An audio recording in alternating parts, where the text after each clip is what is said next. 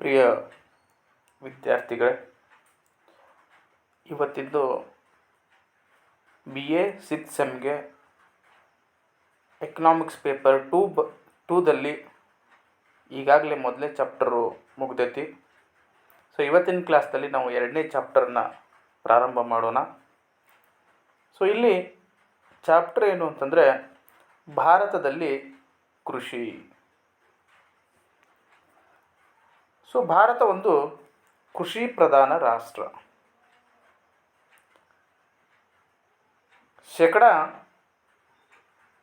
ಒಟ್ಟು ಜನಸಂಖ್ಯೆಯಲ್ಲಿ 58ಕ್ಕಿಂತಲೂ ಹೆಚ್ಚು ಜನ ಇವತ್ತು ಕೃಷಿಯನ್ನು ಅವಲಂಬಿಸ್ಯಾರ. ಭಾರತದ ಆರ್ಥಿಕ ಅಭಿವೃದ್ಧಿಯಲ್ಲಿ ಕೃಷಿ ಪ್ರಮುಖ ಪಾತ್ರವನ್ನು ವಹಿಸ್ತತಿ. ಸೊ ಇಲ್ಲಿ GDP ಅಂದರೆ ಒಟ್ಟು ಮೌಲ್ಯ ಸೇರ್ಪಡೆಯಲ್ಲಿ ಕೃಷಿ ಮತ್ತು ಕೃಷಿ ಸಂಬಂಧಿತ ಕೊಡುಗೆ 2014-15ರಲ್ಲಿ 18.2ರಷ್ಟಿತ್ತು. ಆದರೆ ಅದು 19 ಮತ್ತು 20ನೇ ಸಾಲಿಗೆ 16.5ಕ್ಕೆ ಕೃಷಿ ಉತ್ಪಾದನೆ ಕಡಿಮೆಯಾಗಿರೋದನ್ನು ನಾವು ನೋಡ್ತೀವಿ. ಸೊ ಮೊದಲೇದೇನು ಅಂತಂದರೆ ಇದು GDPಗೆ ಕೊಡುಗೆ ಪ್ರಮಾಣ ಕಡಿಮೆ ಆಗಾಗ್ತೈತಿ. ಜೊತೆಗೆ ಏನಪ್ಪ ಅಂತಂದ್ರೆ ಅವಲಂಬನಾ ಪ್ರಮಾಣ ಏನಪ್ಪ ಅಂತಂದ್ರೆ 58ರಷ್ಟು ಐತಿ. ಸೊ ಹಾಗಾಗಿ ಇಲ್ಲಿ ಕೃಷಿಯ ಕಡಿಮೆ ಉತ್ಪಾದನೆಗೆ ಕೆಲವೊಂದಿಷ್ಟು ಕಾರಣಗಳು ಬರ್ತಾವೆ. ಸೊ ಅಲ್ಲಿ ಸಾಮಾಜಿಕ ಕಾರಣಗಳು, ನೈಸರ್ಗಿಕ ಕಾರಣಗಳು, ತಾಂತ್ರಿಕ ಕಾರಣಗಳು, ಸಾಂಸ್ಥಿಕ ಕಾರಣಗಳು ಮತ್ತು ಆರ್ಥಿಕ ಕಾರಣಗಳು ಬರ್ತಾವೆ. ಅವುಗಳನ್ನು ನಾವು ಒಂದೊಂದಾಗಿ ನೋಡ್ತಾ ಹೋಗೋಣ. ಸೊ ಸಾಮಾಜಿಕ ಕಾರಣಗಳಲ್ಲಿ ಮೊದಲನೇದಾಗಿ ಸಾಮಾಜಿಕ ವಾತಾವರಣ. ಸೊ ಇವತ್ತು ಅತಿ ಹೆಚ್ಚು ಜನ ಗ್ರಾಮೀಣ ಪ್ರದೇಶದಲ್ಲಿ ವಾಸವಾಗಿದ್ದರು. ಆ ಗ್ರಾಮೀಣ ಜನರ ಮೂಲ ಕಸಬು ಏನಾಗೈತಿ ಅಂತಂದ್ರೆ ಮೂಲ ಕೆಲಸ ಕೃಷಿಯಾಗೈತಿ. ಹಾಗಾಗಿ ಗ್ರಾಮಾಂತರ ಪ್ರದೇಶದಲ್ಲಿ ಅಸ್ತಿತ್ವದಲ್ಲಿರುವ ಒಟ್ಟಾರೆ ಸಾಮಾಜಿಕ ವಾತಾವರಣವೇ ಕೃಷಿ ಕಸುಬಿಗೆ ಪೂರಕ ಆಗಿಲ್ಲ. ಹಳ್ಳಿಗಳಲ್ಲಿ ಅಸ್ತಿತ್ವದಲ್ಲಿರುವ ಹಿಂದುಳಿದುವಿಕೆ ಇರ್ಬೋದು, ಸ್ಥಗಿತತೆ, ಆಮೇಲೆ ರೈತರಲ್ಲಿರುವಂಥ ಕರ್ಮ ಸಿದ್ಧಾಂತ, ಬಿಗುವಿನ ವಾತಾವರಣ, ಗುಂಪು ಘರ್ಷಣೆ, ಅಪನಂಬಿಕೆಗಳು ಮುಂತಾದವುಗಳು ಸಾಮಾಜಿಕ ವಾತಾವರಣವನ್ನೇ ಹಾಳು ಮಾಡಿರೋದ್ರಿಂದ ಸೊ ಕೃಷಿ ಉತ್ಪಾದನೆ ಅಲ್ಲಿ ಕಡಿಮೆ ಆಗಾಗ್ತದೆ. ಇನ್ನು ಎರಡನೇದೇನು ಅಂತಂದ್ರೆ ಅನಕ್ಷರತೆ. ಭಾರತದಲ್ಲಿರುವಂಥ ರೈತರು ಅಷ್ಟೊಂದೇನು ಅಕ್ಷರಸ್ಥರು ಅಲ್ಲ, ಅವರು ಅನಕ್ಷರಸ್ಥರಾಗ್ಯಾರ. ಜೊತೆಗೆ ಅವರಿಗೆ ಆಧುನಿಕ ಬೇಸಾಯದ ವಿಧಾನಗಳು ಗೊತ್ತಿಲ್ಲ, ಅಥವಾ ಅವು ತಿಳಿದರೂ ಸಹ ಅವುಗಳನ್ನು ಅವರು ಅಳವಡಿಸಿಕೊಳ್ಳಲು ಮುಂದಾಗುವುದಿಲ್ಲ. ಅವುಗಳನ್ನು ಅಂದರೆ ಹೊಸ ಹೊಸ ತಂತ್ರಜ್ಞಾನಗಳನ್ನು, ಹೊಸ ಹೊಸ ಉತ್ಪಾದನಾ ವಿಧಾನಗಳನ್ನು, ಯಾವುದೇ ಹೊಸದನ್ನು ಸಹ ಅವರು ಏನಂತಂದ್ರೆ ರೈತರಿರ್ಬೋದು, ಕೃಷಿ ಕಾರ್ಮಿಕರಿರ್ಬೋದು, ಅವುಗಳನ್ನು ಬೆಳೆಸುವಂಥ ಸಾಮರ್ಥ್ಯ ಅವರಲ್ಲಿ ಇಲ್ಲ. ಜೊತೆಗೆ ಅನಕ್ಷರತೆ ಜೊತೆಗೆ ಅವ್ರಿಗೆ ಅಜ್ಞಾನ. ಭಾರತದ ರೈತರು ಅಜ್ಞಾನಿಗಳು ಹಾಗೂ ಅವಿಚಾರವಂತರು. ಅವರಿಗೆ ಹೊಸ ಹೊಸ ಬೇಸಾಯದ ವಿಧಾನಗಳ ಅರಿವಿಲ್ಲ. ಹಾಗೂ ಗಂಡಾಂತರ ಕಾಲದಲ್ಲಿರುವ ರೈತರು ಕೃಷಿ ಬೆಳವಣಿಗೆಗೆ ಶ್ರಮಿಸುವುದಿಲ್ಲ. ಆಮೇಲೆ ಏನಂತಂದರೆ ಸಾಕಷ್ಟು ಸಾಲವನ್ನು ಮಾಡಿರ್ತಾರೆ. ಹೊಸ ಹೊಸ ಉತ್ಪಾದನಾ ವಿಧಾನಗಳನ್ನು ಏನಾದರೂ ನಾವು ಬಳಸ್ಕೊಂಡಿವಿ ಅಂತಂದ್ರೆ ಅದು ನಷ್ಟವನ್ನು ಅನುಭವಿಸೇವಿ, ಇದರಿಂದ ನಮಗೆ ಸಮಸ್ಯೆ ಆಗ್ಬೋದು ಅನ್ನುವಂಥ ವಿಚಾರಗಳು ಅವರಲ್ಲಿರೋದ್ರಿಂದ ಭಾರತದಲ್ಲಿ ಕೃಷಿ ಉತ್ಪಾದನೆ ಕಡಿಮೆ ಆಗ್ತದೆ. ಜೊತೆಗೆ ಕೃಷಿ ಕಾರ್ಮಿಕರಿರ್ಬೋದು ಮತ್ತು ರೈತರು ಮೌಢ್ಯತೆಗೆ ಒಳಗಾಗಿರ್ತಾರೆ. ಅಂದರೆ ಭಾರತದ ರೈತರು ಸಂಪ್ರದಾಯವಾದಿಗಳು ಮತ್ತು ಮೌಢ್ಯರು. ಅವರು ಪ್ರತಿಯೊಂದಕ್ಕೂ ಏನು ಮಾಡ್ತಾರೆ ಅಂತಂದ್ರೆ ದೇವರನ್ನೇ ಹೊಣೆಗೆ ಮಾಡ್ತಾರೆ. ಸೊ ಇದನ್ನು ಮಾಡಿದ್ದೆಲ್ಲ ದೇವರೇ, ಮಳೆ ಬರುವುದು ದೇವರ ಆಶೀರ್ವಾದದಿಂದನೇ, ಮಳೆ ಹೋದರೂ ದೇವರೇ. ಸೊ ಹೀಗೆ ಎಲ್ಲವನ್ನೂ ಏನಪ್ಪ ಅಂತಂದ್ರೆ ಅವರು ದೇವರ ಮೇಲೆ ಹಾಕಿಬಿಡೋದ್ರಿಂದ, ಅತಿಯಾಗಿ ದೇವರನ್ನು ನಂಬೋದ್ರಿಂದ, ಆಮೇಲೆ ಹೊಸ ಹೊಸ ಉತ್ಪಾದನಾ ವಿಧಾನವನ್ನು ಅಳವಡಿಸ್ಕೊಂಡ್ರೆ ಅದೇನಾದರೂ ಸಮಸ್ಯೆ ಆಗ್ಬೋದು. ಸೊ ಈ ರೀತಿ ಏನು ಅಂತಂದ್ರೆ ರೈತರು ಹಳೆಯ ಜಾಡನ್ನು ಹಿಡ್ಕೊಂಡು ಏನಂತಂದ್ರೆ ಇವತ್ತು ಉತ್ಪಾದನಾ ಕಾರ್ಯವನ್ನು ಮಾಡಾಕ್ತಾರೆ. ಹಾಗಾಗಿ ಕೃಷಿ ಉತ್ಪಾದನೆ ಇವತ್ತು ಬಹಳಷ್ಟು ಕಡಿಮೆ ಐತಿ. ಇದಾದ ನಂತರ ಜಾತಿ ಪದ್ಧತಿ. ಭಾರತದಲ್ಲಿ ಸಾವಿರಾರು ವರ್ಷಗಳಿಂದ ಬೇರೂರಿರುವುದು ಯಾವುದು ಅಂತಂದ್ರೆ ಅದು ಜಾತಿ ಪದ್ಧತಿ. ಈ ಜಾತಿ ಪದ್ಧತಿ ಕೃಷಿ ಉದ್ಯಮವನ್ನೇ ಇವತ್ತು ಏನಪ್ಪ ಅಂದ್ರೆ ಹಾಳು ಮಾಡಿಬಿಟ್ಟೈತಿ. ಕೃಷಿ ಕಸಬು ಕೇವಲ ಕೆಲ ಜಾತಿಗಳಿಗೆ ಮಾತ್ರ ಮೀಸಲಿರುವ ಕಾರ್ಯ ಎಂದು ತಿಳಿದಿರುವ ಜನರು ಅವರ ಅಭಿವೃದ್ಧಿಗೆ ಮುಂದಾಗುವುದಿಲ್ಲ. ಕೃಷಿ ಒಂದು ಕೀಳು ಕಸುಬು ಎಂಬ ಮನೋಭಾವ ಜನರಲ್ಲಿರೋದ್ರಿಂದ ಯಾರೂ ಶ್ರದ್ಧಾಭಕ್ತಿಯಿಂದ ಕೃಷಿಯಲ್ಲಿ ಇವತ್ತು ತೊಡಗ್ತಾ ಇಲ್ಲ. ಹಾಗಾಗಿ ಇವತ್ತು ಕೃಷಿ ಉತ್ಪಾದನೆಯೂ ಕಡಿಮೆ. ಇದರ ಜೊತೆಗೆ ನೈಸರ್ಗಿಕ ಕಾರಣಗಳು, ಕೆಲವೊಂದಿಷ್ಟು ಅರ್ಥಶಾಸ್ತ್ರಜ್ಞರು ಹೇಳ್ತಾರೆ ಭಾರತದಲ್ಲಿ ಮಳೆ ರೈತನ ಜೊತೆ ಜೂಜಾಟ ಮಾಡ್ತತಿ ಅನ್ನೋಂಥ ಅಭಿಪ್ರಾಯವನ್ನು ವ್ಯಕ್ತಪಡಿಸ್ತಾರೆ. ಹಾಗಾಗಿ ಇವತ್ತು ಅನಿಶ್ಚಿತ ಮಳೆ, ನಿಶ್ಚಿತವಾಗಿ ಮಳೆ ಬರುವುದಿಲ್ಲ. ಆಮೇಲೆ ಭಾರತದಲ್ಲಿರುವಂಥ ಸಾಕಷ್ಟು ಭೂಪ್ರದೇಶ ಇವತ್ತು ಮಳೆ ಆಶ್ರಿತ ಭೂಪ್ರದೇಶ ಆಗಿರೋದ್ರಿಂದ ಮಳೆ ಅವರ ಮೂಲ ಆಧಾರ. ಹಾಗಾಗಿ ಭಾರತದಲ್ಲಿ ಕೃಷಿ ಹೆಚ್ಚಾಗಿ ಮಳೆಯನ್ನೇ ಅವಲಂಬಿಸಿದ್ದು. ಅದು ಮಳೆಯೊಂದಿಗಿನ ಜೂಜಾಟವಾಗಿದೆ. ಭಾರತದಲ್ಲಿ ನೀರಾವರಿ ಸೌಲಭ್ಯಗಳು ಹೆಚ್ಚಿನ ಪ್ರಮಾಣದಲ್ಲಿ ಲಭ್ಯ ಇಲ್ಲ. ಹಾಗಾಗಿ ಕೃಷಿ ಹೆಚ್ಚಾಗಿ ಮಳೆಯನ್ನೇ ನೆಚ್ಚಿಕೊಂಡಾರ. ಭಾರತದಲ್ಲಿ ಮಳೆ ತುಂಬ ಅನಿಶ್ಚಿತತೆಯಿಂದ ಕೂಡಿದ್ದು, ಅದು ಕಾಲಕ್ಕೆ ಸರಿಯಾಗಿ ಬರುವುದಿಲ್ಲ ಹಾಗೂ ಮಳೆಯ ಪ್ರಮಾಣ ಎಲ್ಲ ಪ್ರದೇಶದಲ್ಲಿ ಸಮಾನವಾಗಿ ಹಂಚಲ್ಪಟ್ಟಿಲ್ಲ. ಜೊತೆಗೆ ಭಾರತದಲ್ಲಿ ಪ್ರವಾಹಗಳಿರ್ಬೋದು, ಬರಗಾಲ, ಚಂಡಮಾರುತ ತೀರಾ ಸಾಮಾನ್ಯ ಆಗಿಬಿಟ್ಟವೆ ಇವತ್ತು. ಅವು ಬೆಳೆಯನ್ನು ಹಾಳು ಮಾಡ್ತಾವೆ. ಸೊ ಇದರಿಂದ ಕೃಷಿ ಉತ್ಪಾದನೆ ಹಾಳಾಗ್ತೈತಿ. ಇದಾದ ನಂತರ ನಿಸರ್ಗದ ಪ್ರಭಾವ. ಅಂದರೆ ಕೃಷಿ ಕಸುಬೆ ಒಂದು ರೀತಿಯಲ್ಲಿ ಮಾನವ ಮತ್ತು ನಿಸರ್ಗದ ನಡುವಿನ ಹೊಂದಾಣಿಕೆ ಆಗೈತೆ. ನಿಸರ್ಗವನ್ನು ಬಿಟ್ಟು ಕೃಷಿ ಕಸುಬಿಲ್ಲ. ಕೃಷಿ ಉತ್ಪಾದನೆಯಲ್ಲಿ ನಿಸರ್ಗದ ಪ್ರಭಾವ ಅಧಿಕವಾಗಿರುವುದರಿಂದ ಕೃಷಿ ಉತ್ಪಾದನೆ ಕಡಿಮೆ ಆಗತೈತಿ ಇವತ್ತು.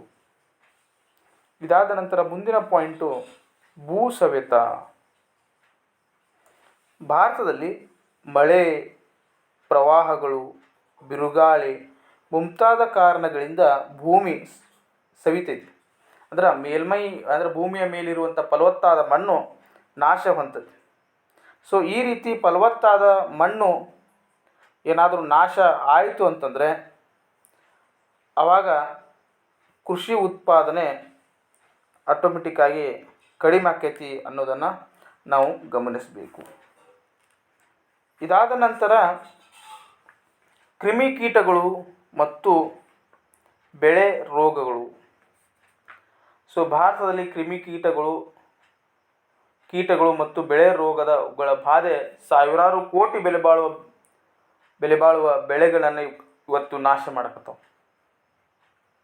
ಜೊತೆಗೆ ಕ್ರಿಮಿಕೀಟಗಳು ಮತ್ತು ರೋಗಗಳ ಬಾಧೆಯಿಂದಾಗಿ ಭಾರತದಲ್ಲಿ ಕೃಷಿ ಉತ್ಪಾದನೆ ಕಡಿಮೆ ಆಗ್ತೈತಿ ಇವತ್ತು. ಮಿಡತೆಗಳ ಹಾವಳಿ ಇರ್ಬೋದು ಅಥವಾ ಸಣ್ಣ ಪುಟ್ಟ ಕೀಟಗಳು, ಇವುಗಳೆಲ್ಲ ಏನು ಮಾಡ್ತಾವೆ ಅಂತಂದ್ರೆ, ಆಮೇಲೆ ಗುಬ್ಬಿ, ಪಕ್ಷಿಗಳ ಕಾಟ, ಇವುಗಳೆಲ್ಲ ಏನು ಮಾಡ್ತಾವೆ ಅಂತಂದ್ರೆ ಬೆಳೆಗಳನ್ನು ಹಾಳು ಮಾಡ್ತಾವೆ. ಜೊತೆಗೆ ಬೆಳೆಗಳಿಗೆ ತಗುಲುವಷ್ಟು ಸಾಕಷ್ಟು ಇವತ್ತು ರೋಗಗಳು ಬೆಳೆಗಳಿಗೆ ತಗಲಾಕತ್ತಾವ. ಆ ಒಂದು ಕಾರಣದಿಂದ ಇವತ್ತು ರೈತ ನಷ್ಟವನ್ನು ಅನುಭವಿಸ್ತಾನೆ. ಜೊತೆಗೆ ಫಲವತ್ತತೆಯ ನಷ್ಟ, ಅತಿಯಾದ ರಾಸಾಯನಿಕಗಳ ಬಳಕೆ, ಅತಿಯಾದ ಕ್ರಿಮಿನಾಶಕಗಳ ಬಳಕೆ, ಅತಿಯಾದ ರಸಗೊಬ್ಬರಗಳ ಬಳಕೆ, ಇವುಗಳನ್ನೆಲ್ಲ ಮಾಡೋದ್ರಿಂದ ಭೂಮಿಯ ಫಲವತ್ತತೆ ನಷ್ಟವನ್ನು ಅನುಭವಿಸ್ತೈತಿ. ಸೊ ಈ ರೀತಿ ಭೂಮಿಯ ಫಲವತ್ತತೆ ನಷ್ಟ ಆಯಿತು ಅಂತಂದರೆ ಆಗ ಉತ್ಪಾದನೆ ಕಡಿಮೆ ಆಗ್ತೈತಿ. ಜೊತೆಗೆ ಚಂಡಮಾರುತ, ಈಗಾಗಲೇ ನಾನು ಹೇಳಿದಂಗೆ ಪ್ರವಾಹಗಳು, ಬಿರುಗಾಳಿ, ಇವುಗಳಿಂದನೂ ಸಹ ಏನಂದ್ರೆ ಫಲವತ್ತತೆ ನಷ್ಟ ಆಗ್ತೈತಿ. ಇನ್ನು ನೆಕ್ಸ್ಟ್ ಪಾಯಿಂಟ್ ಏನು ಅಂತಂದ್ರೆ ಅರಣ್ಯ ನಾಶ. ಸೊ ಇವತ್ತು ರೈತ ಕೈಗಾರಿಕೀಕರಣದ ಹೆಸರಲ್ಲಿ ಅರಣ್ಯಗಳನ್ನು ನಾಶಪಡಿಸಕ್ತ, ಹೆದ್ದಾರಿಗಳು, ಆಮೇಲೆ ಅತಿಯಾದ ಜನಸಂಖ್ಯೆ, ಇವುಗಳಿಂದ ಭಾರತದಲ್ಲಿ ಅರಣ್ಯ ಸಂಪತ್ತು ಇವತ್ತು ನಾಶ ಆಗ್ತತಿ. ಈ ರೀತಿ ಅರಣ್ಯ ಸಂಪತ್ತು ಏನಾದರೂ ನಾಶ ಆಯಿತು ಅಂತಂದರೆ ಆಗ ಕೃಷಿಯ ಮೇಲೆ ನೇರ ಪರಿಣಾಮವನ್ನು ಅದು ಬೀರ್ತತಿ. ಹೇಗೆ ಅದು ನೇರ ಪರಿಣಾಮ ಬೀರ್ತೈತೆ ಅಂತಂದ್ರೆ ಮಳೆಯ ಪ್ರಮಾಣ ಕಡಿಮೆ ಆಗ್ತತಿ. ಜೊತೆಗೆ ಕಾಡಲ್ಲಿರುವಂಥ ಪ್ರಾಣಿಗಳು, ಪಕ್ಷಿಗಳು ಅವುಗಳೆಲ್ಲ ಏನಪ್ಪ ಅಂತಂದ್ರೆ ನಾಡಿಗೆ ಬಂದು ರೈತರಿಗೆ ಉಪಟಳವನ್ನು ಕೊಡುವಂಥ ಪ್ರಮೇಯ ಇವತ್ತು ನೀವು ಟಿ ವಿಗಳಲ್ಲಿ ನೋಡ್ತೀರಿ. ಈ ರೀತಿ ಅರಣ್ಯ ನಾಶ ಆಗೋದ್ರಿಂದ ಆಹಾರ ಸರಪಳಿಯ ಮೇಲೆ ಅದು ಪರಿಣಾಮ ಬೀರ್ತತಿ. ಆಹಾರ ಸರಪಳಿಯಿಂದ ನೇರ ಪರಿಣಾಮ ಎಲ್ಲಿ ಅಂತಂದ್ರೆ ಕೃಷಿಯ ಮೇಲೆ ಆಗ್ತತಿ. ಇದರಿಂದ ಉತ್ಪಾದಕತೆ ಅಥವಾ ಉತ್ಪಾದನೆ ಕಡಿಮೆ ಆಗ್ತತಿ. ಇನ್ನು ನೈಸರ್ಗಿಕ ವಿಕೋಪಗಳು, ಈಗಾಗಲೇ ನಾನು ಹೇಳಿದಂಗೆ ಪ್ರವಾಹ ಇರ್ಬೋದು, ಬರಗಾಲ, ಭೂಕಂಪ, ಚಂಡಮಾರುತ, ಬಿರುಗಾಳಿ, ಇವು ಮುಂತಾದವುಗಳನ್ನು ನಾವು ನೈಸರ್ಗಿಕ ವಿಕೋಪಗಳು ಅಂತ ಕರಿತೀವಿ ನಾವು. ಈ ರೀತಿ ನೈಸರ್ಗಿಕ ವಿಕೋಪಗಳಾದಾಗ, ಅತಿಯಾದ ಮಳೆಯಾದಾಗ ಅವು ಬೆಳೆಗಳನ್ನು ನಾಶಪಡಿಸ್ತವೆ, ಫಲವತ್ತಾದ ಭೂಮಿಯನ್ನು ನಾಶಪಡಿಸ್ತವೆ. ಈ ರೀತಿ ಆಗೋದ್ರಿಂದ ಕೃಷಿಯ ಉತ್ಪಾದನೆ ಕಡಿಮೆ ಆಗ್ತೈತಿ. ಇನ್ನು ತಾಂತ್ರಿಕ ಕಾರಣಗಳು, ಒಂದನೇ ಪಾಯಿಂಟ್ ಏನು ಅಂತಂದರೆ ಹಳೆಯ ಮತ್ತು ಅವೈಜ್ಞಾನಿಕ ಕೃಷಿ ಪದ್ಧತಿಗಳು. ಇವತ್ತು ಭಾರತೀಯ ರೈತರು ಇಂದಿಗೂ ಸಹ ಬಹಳಷ್ಟು ಹಳೆಯ ವಿಧಾನದ ಮೂಲಕ ಉತ್ಪಾದನೆಯನ್ನು ಮಾಡೋದು, ಅಂದರೆ ಕೃಷಿ ಭೂಮಿಯನ್ನು ಉತ್ಪಾದನೆಗೆ ಬಳಸುವುದು, ಕಲ್ಟಿವೇಷನ್ ಮಾಡೋದನ್ನು ನಾವು ನೋಡ್ತೀವಿ. ಎತ್ತುಗಳನ್ನು ಬಳಸುವುದು, ಕುಂಟೆ, ನಗ, ಇವುಗಳನ್ನು ಹಳೆಯ ವಿಧಾನಗಳು ಅಂತ ಕರಿತೀವಿ ನಾವು. ಆಮೇಲೆ ಸರಿಯಾಗಿ ನೀರನ್ನು ಬಳಕೆ ಮಾಡದೇ ಇರೋದು. ವೈಜ್ಞಾನಿಕ ಪದ್ಧತಿಯಲ್ಲಿ ಇವತ್ತು ಉಳುಮೆಯನ್ನು ರೈತರು ಮಾಡ್ತಾ ಇಲ್ಲ. ಆ ಒಂದು ಕಾರಣಕ್ಕಾಗಿ ಕೃಷಿಯ ಉತ್ಪಾದನೆ ಕಡಿಮೆ ಆಗುತ್ತದೆ. ಇನ್ನು ನೀರಾವರಿ ಸೌಲಭ್ಯಗಳ ಅಭಾವ. ಭಾರತದಲ್ಲಿ ಒಟ್ಟು ಸಾಗುವಳಿಯಾಗುತ್ತಿರುವ ಪ್ರದೇಶ 142.6 ದಶಲಕ್ಷ ಮಿಲಿಯನ್ ಹೆಕ್ಟೇರ್ಗಳಾಗಿದ್ದು, ಇದರಲ್ಲಿ ಕೇವಲ 108 ಮಿಲಿಯನ್ ಹೆಕ್ಟೇರ್ಗಳಷ್ಟು ಭೂಮಿ ಮಾತ್ರ ನೀರಾವರಿಗೆ ಒಳಪಟ್ಟಿದೆ. ಅಂದರೆ ಕೇವಲ 60% ಕೃಷಿ ಭೂಮಿ ಮಾತ್ರ ನೀರಾವರಿಗೆ ಒಳಪಟ್ಟಿದ್ದು, ಇನ್ನೂ 40% ಭೂಮಿ ನೀರಾವರಿಗೆ ಒಳಪಡಬೇಕಾಗಿದೆ. ಈ ಒಂದು ಕಾರಣದಿಂದ ಕೃಷಿಯ ಉತ್ಪಾದನೆ ಇವತ್ತು ಕಡಿಮೆ ಆಗ್ತದೆ. ಇನ್ನು ರಸಗೊಬ್ಬರಗಳ ಕೊರತೆ. ಭಾರತದಲ್ಲಿ ರಾಸಾಯನಿಕ ಗೊಬ್ಬರಗಳು ಸಾಕಷ್ಟು ಪ್ರಮಾಣದಲ್ಲಿ ಲಭ್ಯವಿಲ್ಲ. ಅಲ್ಲದೆ ಅವುಗಳ ಬೆಲೆನೂ ಸಹ ಬಹಳಷ್ಟು ಹೆಚ್ಚಾಗಿರೋದ್ರಿಂದ ಭಾರತದಲ್ಲಿನ ರೈತರು ಅನಕ್ಷರಸ್ಥರು, ಮೌಢ್ಯರು ಮತ್ತು ಸಂಪ್ರದಾಯವಾದಿಗಳು ಆಗಿರೋದ್ರಿಂದ ಅವರು ರಸಗೊಬ್ಬರಗಳನ್ನು ಸಾಕಷ್ಟು ಪ್ರಮಾಣದಲ್ಲಿ ಬಳಸಲು ಮುಂದಾಗುತ್ತಿಲ್ಲ. ಇದರಿಂದಾಗಿ ಕೃಷಿ ಉತ್ಪಾದನೆ ಇವತ್ತು ಕಡಿಮೆ ಆಗುತ್ತೆ. ಜೊತೆಗೆ ಉತ್ತಮ ಬಿತ್ತನೆ ಬೀಜಗಳ ಅಭಾವ. ಇವತ್ತು ಈಗಾಗಲೇ ನಾ ಆಗಲೇ ಹೇಳಿದಾಗ ರೈತರು ಸಂಪ್ರದಾಯವಾದಿಗಳು. ಅವರು ಹಳೆಯ ಬೀಜಗಳು ಇರ್ತಾವಲ್ಲ ಅವುಗಳನ್ನೇ ಉತ್ಪಾದನೆಗೆ ಬಳಸೋದ್ರಿಂದ ಆ ಬೀಜಗಳಿಂದ ಬರುವ ಉತ್ಪಾದನೆ ಪ್ರಮಾಣವೂ ಸಹ ಕಡಿಮೆ ಇರ್ತೈತಿ. ಅವರಿಗೆ ಸರಿಯಾದ ಪ್ರಮಾಣದಲ್ಲಿ ಸರಿಯಾದ ಸಮಯಕ್ಕೆ ಉತ್ಪಾದನೆ ಬೀಜಗಳು ಸಿಗ್ತಾ ಇಲ್ಲ. ಜೊತೆಗೆ ಕ್ರಿಮಿನಾಶಕಗಳ ಕೊರತೆ. ಇವತ್ತೇನು ಸಾಕಷ್ಟು ರೈತ ಇವತ್ತು ಕ್ರಿಮಿ ಕೀಟಗಳಿಂದ ತನ್ನ ಬೆಳೆಯ ನಷ್ಟವನ್ನು ಅನುಭವಿಸ್ತಾನೆ. ಅವುಗಳನ್ನು ನಿರ್ವಹಣೆ ಮಾಡುವಂಥ ಕ್ರಿಮಿನಾಶಕಗಳ ಅವನಿಗೆ ಸಿಗ್ತಾ ಇಲ್ಲ. ಒಂದು ವೇಳೆ ಅವು ಸಿಕ್ಕರೂ ಕೂಡ ಅವುಗಳ ಬೆಲೆ ಹೆಚ್ಚಿದವು. ಸೊ ಈ ರೀತಿ ಅವುಗಳ ಬೆಲೆ ಹೆಚ್ಚಿರೋದ್ರಿಂದ ಅವುಗಳನ್ನು ಕೊಂಡುಕೊಂಡು ಉಪಯೋಗಿಸುವಂತಹ ಶಕ್ತಿ ರೈತನಲ್ಲಿಲ್ಲ. ಯಾಕಂತಂದ್ರೆ ಭಾರತೀಯ ರೈತ ಬಡವನಿದ್ದಾನ. ಹಾಗಾಗಿ ಇವತ್ತು ಕ್ರಿಮಿನಾಶಕಗಳ ಇದ್ರೂ ಸಹ ಅವುಗಳನ್ನು ಕೊಂಡ್ಕೊಳ್ಳುವಂಥ ಪರಿಸ್ಥಿತಿ ಇಲ್ಲ. ಜೊತೆಗೆ ಉತ್ತಮ ಕ್ರಿಮಿನಾಶಕಗಳು ಮಾರುಕಟ್ಟೆಯಲ್ಲಿ ಲಭ್ಯ ಇಲ್ಲ ಅಂತೇಳಿ ಹೇಳ್ಬೋದು. ಇನ್ನು ಮುಂದಿನ ಪಾಯಿಂಟ್ ಏನು ಅಂತಂದರೆ ಸಾಂಸ್ಥಿಕ ಕಾರಣಗಳು. ಸೊ ಅಲ್ಲಿ ಒಂದನೇದೇನು ಅಂತಂದ್ರೆ ಭೂ ಒಡೆತನ. ಸೊ ಭಾರತದಲ್ಲಿ ಇಂದಿಗೂ ಅಸ್ತಿತ್ವದಲ್ಲಿರುವ ಜಮೀನ್ದಾರಿ ಪದ್ಧತಿ ಬಹುಮಟ್ಟಿಗೆ ಕೃಷಿಯಲ್ಲಿ ಕಡಿಮೆ ಉತ್ಪಾದಕತೆಗೆ ಕಾರಣ ಅಂತ ಹೇಳಿದ್ರೆ ಅದು ತಪ್ಪಾಗಂಗಿಲ್ಲ. ಜಮೀನ್ದಾರರು ನೂರಾರು ಎಕರೆ ಭೂಮಿಯನ್ನು ಹೊಂದಿದ್ದರೂ ಅವುಗಳನ್ನು ಉಳುಮೆ ಮಾಡುವಂಥ ಶಕ್ತಿ ಅವರಲ್ಲಿಲ್ಲ. ಸೊ ಬದಲಾಗಿ ಅವ್ರು ಏನು ಮಾಡ್ತಾರೆ ಅಂತಂದ್ರೆ ಕೃಷಿ ಕಾರ್ಮಿಕರಿಗೆ ಅಥವಾ ಸಣ್ಣ ರೈತರಿಗೆ ಗೇಣಿ ಆಧಾರದ ಮೇಲೆ ಭೂಮಿಯನ್ನು ಉಳುಮೆ ಮಾಡಲಿಕ್ಕೆ ಕೊಡ್ತಾರೆ. ಸೊ ಈ ರೀತಿ ಉಳುಮೆ ಮಾಡೋಕ್ಕೆ ಕೊಟ್ಟಾಗ ರೈತರಿಗೆ ಅಥವಾ ಕೃಷಿ ಉತ್ಪಾದನೆ ಏನು ಅಂತಂದ್ರೆ ಕಡಿಮೆ ಆಗ್ತೈತಿ. ಯಾಕು ಅಂತಂದ್ರೆ ಇಲ್ಲಿ ಸಣ್ಣ ರೈತರು ಅಥವಾ ಗೇಣಿಗೆ ಭೂಮಿಯನ್ನು ಪಡೆದವರು, ಸೊ ಅಲ್ಲಿ ಲಾಭದ ಪ್ರಮಾಣ ಕಡಿಮೆ ಇರೋದ್ರಿಂದ ಅವರು ಅದನ್ನು ಅಷ್ಟೊಂದು ಶ್ರದ್ಧಾಭಕ್ತಿಯಿಂದ ಉತ್ಪಾದನೆಯಲ್ಲಿ ಅವರು ತೊಡಗುವುದಿಲ್ಲ ಅಂತ ಹೇಳಿದರೆ ಅದು ಅತಿಶಯೋಕ್ತಿ ಆಗುವುದಿಲ್ಲ. ಇನ್ನು ಸಣ್ಣ ಹಿಡುವಳಿಗಳು ಅಂದರೆ ಭೂಮಿಯನ್ನು ಬಹಳಷ್ಟು ಜನರಿಗೆ ಹಂಚಿಬಿಡೋದು. ಈಗ ಜನಸಂಖ್ಯೆ ಹೆಚ್ಚಾಗೋದ್ರಿಂದ ಪಿತ್ರಾರ್ಜಿತ ಆಸ್ತಿ ಹಕ್ಕು ಮುಂತಾದ ಕಾರಣಗಳಿಂದಾಗಿ ಭಾರತದಲ್ಲಿ ಭೂಮಿ ಹರಿದು ಹಂಚಿ ಹೋಗೈತಿ. ಇವತ್ತು ಸಣ್ಣ ಮತ್ತು ಅತಿ ಸಣ್ಣ ಹಿಡುವಳಿಗಳು ಅಸ್ತಿತ್ವಕ್ಕೆ ಬಂದವು. ಈ ರೀತಿ ಸಣ್ಣ ಹಿಡುವಳಿಗಳಲ್ಲಿ ವೈಜ್ಞಾನಿಕವಾದ ಬೇಸಾಯ ಕ್ರಮಗಳನ್ನು ಅನುಸರಿಸುವುದು ಕಷ್ಟ ಹಾಗೂ ಯಂತ್ರಗಳು, ಉಪಕರಣಗಳು ಮುಂತಾದ ಆಧುನಿಕ ಕೃಷಿ ಸಲಕರಣೆಯನ್ನು ಬಳಸುವುದು ಬಹಳಷ್ಟು ಕಷ್ಟ ಆಗ್ತೈತಿ. ಈ ಒಂದು ಕಾರಣದಿಂದಾಗಿ ಕೃಷಿ ಉತ್ಪಾದನೆ ಕಡಿಮೆ ಆಗ್ತೈತಿ. ಸೊ ಇದಾದ ನಂತರ ಇನ್ನು ಮುಂದಿನ ಪಾಯಿಂಟು ಏನು ಅಂತಂದರೆ ಅಧಿಕ ಒತ್ತಡ. ಸೊ ಆಗಾಗಲೇ ನಾನು ಕ್ಲಾಸ್ ಸ್ಟಾರ್ಟ್ ಮಾಡೋ ಮೊದಲಿಗೆ ಹೇಳಿದ್ದೀನಿ, ಭಾರತದಲ್ಲಿ ಇವತ್ತು ಕೃಷಿಯ ಮೇಲೆ ಜನರ ಅವಲಂಬನೆಯ ಪ್ರಮಾಣ 58% ಐತೆ ಅಂತ ಹೇಳಿದ್ವಿ. ಸೊ ಅದನ್ನು ಅಧಿಕ ಒತ್ತಡ ಅಂತ ಕರಿತೀವಿ ನಾವು. ಬೇರೆ ಕ್ಷೇತ್ರದಲ್ಲಿ ಉದ್ಯೋಗ ಅವಕಾಶಗಳು ದೊರೆದೇ ಇರುವುದು, ಆಮೇಲೆ ಬೇರೆ ವಲಯಗಳು ಅಭಿವೃದ್ಧಿಗೊಳ್ಳದೇ ಇರುವುದು. ಸೊ ಇದರಿಂದ ಕೃಷಿಯ ಮೇಲೆ ಕೆಲಸ ಮಾಡುವಂಥ ಜನರ ಪ್ರಮಾಣ ಹೆಚ್ಚಾಗೈತಿ. ಹಾಗಾಗಿ ಅಧಿಕ ಒತ್ತಡದಿಂದಾಗಿ ಸಣ್ಣ ಭೂಮಿ ಹಿಡುವಳಿಗಳು ಅಸ್ತಿತ್ವಕ್ಕೆ ಬಂದಿವೆ. ಹೀಗಾಗಿ ಕೃಷಿ ಉತ್ಪಾದಕತೆ ಮತ್ತು ಕಾರ್ಮಿಕರ ಉತ್ಪಾದಕತೆ ಎರಡೂ ಕೂಡ ಕಡಿಮೆ ಆಗೈತಿ. ಇನ್ನು ಅಸಮರ್ಪಕ ಭೂ ಸುಧಾರಣೆಗಳು. ಭಾರತದಲ್ಲಿ ಭೂ ಸುಧಾರಣೆ ಕಾನೂನನ್ನು ಜಾರಿಗೆ ತಂದು ಉಳುವವನೇ ಭೂಮಿಯ ಒಡೆ ಎಂದು ಘೋಷಿಸಲಾಗಿದ್ದರೂ ಈ ಕಾನೂನು ಎಲ್ಲ ರಾಜ್ಯದಲ್ಲಿ ಸಮಾನವಾಗಿ ಮತ್ತು ಸಮರ್ಪಕವಾಗಿ ಜಾರಿಗೊಂಡಿಲ್ಲ. ಕೃಷಿಕರಿಗೆ ತಾವು ಉಳುತ್ತಿರುವ ಭೂಮಿ ತಮ್ಮ ಸ್ವಂತದ್ದಲ್ಲ ಎಂಬ ಮನೋಭಾವನೆ ಇರೋದರಿಂದ ಕೆಲಸದಲ್ಲಿ ಆಸಕ್ತಿ ಇರದೇ ಇರುವುದು. ಭೂ ಸುಧಾರಣೆ ಕಾಯ್ದೆ ಅಸಮರ್ಪಕವಾಗಿ ಜಾರಿಗೆ ಬಂದಿರೋದ್ರಿಂದ ಭಾರತದಲ್ಲಿ ಇವತ್ತು ಕೃಷಿ ಉತ್ಪಾದನೆ ಕಡಿಮೆ ಆಗ್ತಾ ಇದೆ. ಸೊ ಇನ್ನು ಆರ್ಥಿಕ ಕಾರಣಗಳಿಗೆ ನಾವು ಬರೋದಾದರೆ, ಸೊ ಮೊದಲೇದು ಹಣಕಾಸಿನ ಕೊರತೆ. ಸೊ ಆಗಲೇ ನಾನು ಹೇಳಿದಂಗೆ ಭಾರತದ ರೈತರು ಬಡವರು, ಅನಕ್ಷರಸ್ಥರು, ಅಜ್ಞಾನಿಗಳು ಆಗ್ಯಾರ ಅಂತ ಹೇಳಿದ್ದೆ.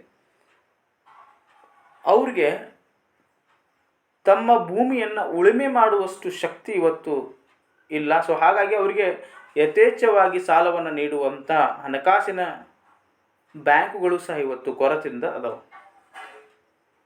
ಬ್ಯಾಂಕುಗಳಿಗೂ ಸಹ ಭಯ ಸಾಲವನ್ನು ಕೊಡಲಿಕ್ಕೆ. ಯಾಕಂತಂದ್ರೆ ಆ ರೈತ ನಮ್ಮ ಸಾಲವನ್ನು ಮರಳಿ ತೀರ್ಸ್ತಾನೋ ಇಲ್ಲೋ, ಆತ ಶಕ್ತ ಅದಾನೋ ಇಲ್ಲೋ ಅನ್ನುವಂಥ ಸಂದೇಹ ಇರೋದರಿಂದ ಇವತ್ತು ಹಣಕಾಸಿನ ಕೊರತೆ ಉಂಟಾಗಿ ಸಾಕಷ್ಟು ಇವತ್ತು ಉತ್ಪಾದನೆಯಲ್ಲಿ ಕೃಷಿ ಉತ್ಪಾದನೆ ಇವತ್ತು ಕಡಿಮೆ ಆಗ್ತಾ ಇದೆ ಅಂತ ಹೇಳ್ಬೋದು. ಬ್ಯಾಂಕುಗಳು ಭಾರತದಲ್ಲಿ ರೈತರಿಗೆ ಸಾಕಷ್ಟು ಹಣಕಾಸಿನ ಸೌಲಭ್ಯ ದೊರೆತಿಲ್ಲ. ಜೊತೆಗೆ ಭಾರತೀಯ ರೈತ ಸಾಲದಲ್ಲೇ ಹುಟ್ಟಿ, ಸಾಲದಲ್ಲೇ ಬೆಳೆದು, ಸಾಲದಲ್ಲೇ ಸಾಯುತ್ತಿರೋದ್ರಿಂದ ಅವನು ಸ್ವಂತ ಹಣವನ್ನು ಹೊಂದಿಸಿಕೊಳ್ಳುವಷ್ಟು ಶಕ್ತನಾಗಿಲ್ಲ. ಕೃಷಿಕರಿಗೆ ಸಾಲ ಸೌಲಭ್ಯವನ್ನು ನೀಡುವ ಹಣಕಾಸಿನ ಸಂಸ್ಥೆಗಳ ಕೊರತೆ ಇರುವುದರಿಂದ ರೈತರು ಅನಿವಾರ್ಯವಾಗಿ ಹೆಚ್ಚು ಬಡ್ಡಿ ತೆಗೆದುಕೊಂಡು ಬಂದು ಲೇವಾದೇವಿಗಾರರ ಮರ್ಜಿಯಲ್ಲಿ ಬದುಕಬೇಕಾದಂಥ ಒಂದು ಪರಿಸ್ಥಿತಿ ಉದ್ಭವ ಆಗೈತಿ ಇವತ್ತು. ಈ ಒಂದು ಕಾರಣದಿಂದ ಕೃಷಿ ಉತ್ಪಾದನೆ ಕಡಿಮೆ ಆಗ್ತೈತಿ. ಜೊತೆಗೆ ಮಾರುಕಟ್ಟೆ ಸೌಲಭ್ಯದ ಕೊರತೆ. ಕೃಷಿ ಉತ್ಪಾದನೆ ಕುಂಠಿತಗೊಳ್ಳಲು ಪ್ರಮುಖ ಕಾರಣ ಇದು ಅಂತ ಹೇಳೋದು ತಪ್ಪಾಗಂಗಿಲ್ಲ. ಸೊ ಭಾರತದಲ್ಲಿ ಇವತ್ತು ಕೃಷಿ ಮಾರುಕಟ್ಟೆ ಸೌಲಭ್ಯಗಳು ಇನ್ನೂ ಸರಿಯಾಗಿ ಅಭಿವೃದ್ಧಿಗೊಂಡಿಲ್ಲ. ಇದರಿಂದಾಗಿ ರೈತರು ತಾವು ಬೆಳೆದ ಬೆಳೆಗಳನ್ನು ನಿಗದಿತ ಅವಧಿಯಲ್ಲಿ ಮಾರುಕಟ್ಟೆಗೆ ತಲುಪಿಸುವಲ್ಲಿ ತೊಂದರೆಗೆ ಒಳಪಡಾಗ್ತಾರೆ. ಸೊ ಆ ಒಂದು ಕಾರಣದಿಂದ ಇವತ್ತು ಕೃಷಿ ಉತ್ಪಾದನೆ ಕಡಿಮೆ ಆಗಿದೆ. ಇನ್ನು ಉತ್ತೇಜಕಗಳ ಅಭಾವ. ಭಾರತದಲ್ಲಿ ರೈತರಿಗೆ ಬೆಳೆಗಳನ್ನು ವೈಜ್ಞಾನಿಕವಾಗಿ ಬೆಳೆಯಲು ಬೇಕಾದ ಉತ್ತಮ ಉತ್ಪಾದನಾ ಉತ್ತೇಜಕಗಳ ಅಭಾವ ಐತಿ. ಸರ್ಕಾರದಿಂದ ಸಹಾಯಧನ ಇರ್ಬೋದು, ತೆರಿಗೆ ರಿಯಾಯಿತಿ, ಬೆಂಬಲ ಬೆಲೆಯ ಘೋಷಣೆ ಇರ್ಬೋದು, ಪ್ರಗತಿಪರ ರೈತರಿಗೆ ಬಹುಮಾನ ಯೋಜನೆಗಳು ಮುಂತಾದ ಉತ್ತೇಜಕಗಳು ಸಾಕಷ್ಟು ಪ್ರಮಾಣದಲ್ಲಿ ಇವತ್ತು ಲಭ್ಯವಿಲ್ಲ. ಸೊ ಆ ಒಂದು ಕಾರಣದಿಂದಾಗಿ ಕೃಷಿ ಉತ್ಪಾದನೆ ಇವತ್ತು ಭಾರತದಲ್ಲಿ ಕಡಿಮೆ ಆಗುತ್ತದೆ. ಇದಾದ ನಂತರ ಸಾರಿಗೆ ಸಂಪರ್ಕ ವ್ಯವಸ್ಥೆಯ ಕೊರತೆ. ರೈತರು ಬೆಳೆದ ಆಹಾರ ಮತ್ತು ಇತರೆ ಕೃಷಿ ಸಾಮಗ್ರಿಗಳನ್ನು ಉತ್ತಮ ಮಾರುಕಟ್ಟೆಗೆ ಸಾಗಿಸಲು ಬೇಕಾದ ಸಾರಿಗೆ ಮತ್ತು ಸಂಪರ್ಕ ವ್ಯವಸ್ಥೆಗಳು ಭಾರತದಲ್ಲಿ ಸಮರ್ಪಕವಾಗಿಲ್ಲ. ಇದರಿಂದಾಗಿ ರೈತರು ತಮ್ಮ ಬೆಳೆಗಳನ್ನು ಸ್ಥಳೀಯ ಮಾರುಕಟ್ಟೆಯಲ್ಲಿ ಮಧ್ಯವರ್ತಿಗಳ ಹಾವಳಿಯಲ್ಲಿ ಕಡಿಮೆ ಬೆಲೆಯಲ್ಲಿ ಮಾರಾಟ ಮಾಡಬೇಕಂತ ಪರಿಸ್ಥಿತಿ ಐತಿ. ಹೀಗಾಗಿ ರೈತರು ವಿನಾಕಾರಣ ನಷ್ಟವನ್ನು ಅನುಭವಿಸುತ್ತಾರೆ. ಇದರಿಂದ ಕೃಷಿ ಉತ್ಪಾದನೆ ಕಡಿಮೆ ಆಗುತ್ತೆ. ಇನ್ನು ಗ್ರಾಮೀಣ ಋಣಭಾರ. ಭಾರತದಲ್ಲಿ ರೈತರು ಋಣಭಾರದಲ್ಲಿ ನರಳಾಗ್ತಾರೆ. ಅವರು ಕೃಷಿ ಉಪಯೋಗಗಳಲ್ಲದೆ ವಿವಾಹ, ಹಬ್ಬ ಹರಿದಿನಗಳ ಆಚರಣೆ, ಉತ್ಸವ ಮುಂತಾದ ಉದ್ದೇಶಗಳಿಗೆ ಹೆಚ್ಚು ಸಾಲ ಮಾಡುತ್ತಾರೆ. ಹೀಗಾಗಿ ಅನುತ್ಪಾದಕ ಉದ್ದೇಶಗಳಿಗೆ ಸಾಲದ ಹಣವನ್ನು ಬಳಸಿಕೊಂಡಾಗ ಅವರು ಋಣಭಾರದಲ್ಲಿ ಸಿಲುಕಿಕೊಳ್ಳಬೇಕಾಗ್ತದೆ.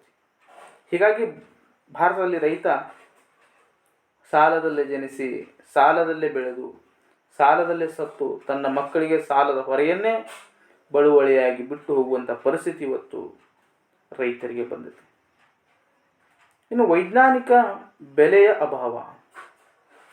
ಭಾರತದಲ್ಲಿ ರೈತರು ತಾವು ಬೆಳೆದ ಬೆಳೆಗಳಿಗೆ ವೈಜ್ಞಾನಿಕ ಬೆಲೆಯನ್ನು ಇವತ್ತು ಪಡಿತಾ ಇಲ್ಲ. ಸರ್ಕಾರ ಕಾಲಕ್ಕೆ ಘೋಷಿಸುತ್ತಿರುವ ಬೆಂಬಲ ಬೆಲೆಯನ್ನು ವೈಜ್ಞಾನಿಕ ರೀತಿಯಲ್ಲಿ ನಿರ್ಧರಿಸುತ್ತಿಲ್ಲ. ಉತ್ತಮ ಮಾರುಕಟ್ಟೆ ಮತ್ತು ಸಾರಿಗೆ ಸೌಲಭ್ಯಗಳ ಅಭಾವದಿಂದಾಗಿ ರೈತರು ಮಧ್ಯವರ್ತಿಗಳ ಹಾವಳಿಯಲ್ಲಿ ಮೋಸಕ್ಕೆ ಒಳಗಾಗುತ್ತಿರುವಂಥ ಒಂದು ಪರಿಸ್ಥಿತಿ ಇವತ್ತು ಬಂದಿರೋದ್ರಿಂದ ಕೃಷಿ ಉತ್ಪಾದನೆ ಕಡಿಮೆ ಆಗಕತ್ತೈತಿ ಅನ್ನೋದನ್ನು ಈ ಮೇಲಿನ ಎಲ್ಲ ಅಂಶಗಳಿಂದ ನಾವು ಇವತ್ತು ತಿಳಿದುಕೊಂಡೀವಿ. ಸೊ ಇವು ಎಲ್ಲ ಏನು ಅಂತಂದರೆ ಎಕ್ಸಾಮ್ಗೆ ಬಹಳಷ್ಟು ಪ್ರಮುಖ ಇಂಪಾರ್ಟೆಂಟ್ ಇದು. ಸೊ ಇದನ್ನು ನೀವು ಸರಿಯಾಗಿ ಒಂದು ನೋಟ್ಸ್ನಲ್ಲಿ ಬರೆದು ಅಧ್ಯಯನವನ್ನು ಮಾಡಬೇಕಂತ ಹೇಳ್ತೀನಿ. ಇದರ ಜೊತೆಗೆ ನಿಮಗೇನು ಬಾಕಿ ಸಬ್ಜೆಕ್ಟ್ ಅದಾವಲ್ಲ, ಸೊ ಅದಕ್ಕೆ ಇನ್ನೇನು ಕೆಲವೇ ದಿನಗಳಲ್ಲಿ ಎಕ್ಸಾಮನ್ನು ನಡೆಸುವಂಥ ಪ್ರಯತ್ನವನ್ನು ಇವತ್ತು ಮಾಡ್ತಾರೆ. ಸೊ ಅದನ್ನು ಲಕ್ಷ್ಯದಲ್ಲಿ ಇಟ್ಟುಕೊಂಡು ಅಧ್ಯಯನದಲ್ಲಿ ಪಾಲ್ಗೊಳ್ಳಿ.